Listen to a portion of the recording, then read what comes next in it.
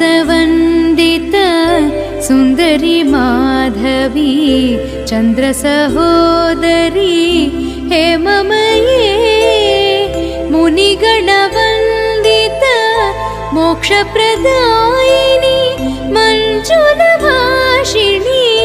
वेदनुते पङ्कजवासिनी देवसुपूजित सद्गुणवर्षिणी शान्तियुते जय जय हे मधुसूदन कामिनी आदिलक्ष्मी सदा पालय माम्।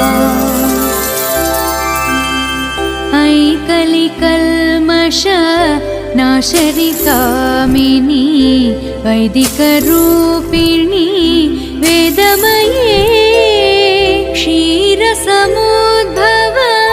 मङ्गलरूपिणी मन्त्रनिवासिनी मन्त्रनुते मङ्गलदायिनी अम्बुजवासिनी देवगणाश्रित पादयुते जय जय हे मधुसूदन कामिनी धान्यलक्ष्मी सदा पालय माम्। जय वरवर्षिणी वैष्णवी भार्गवी मन्त्रस्वरूपिणी मन्त्रमये सुरगणपूजित शीघ्रफलप्रद ज्ञानविकासिनी शास्त्रनुते भवभयहारिणी पापविमोचनी साधुजनाश्रित पादयुते जय जय हे मधुसूदन कामिनी धैर्यलक्ष्मी सदा पालय माम्।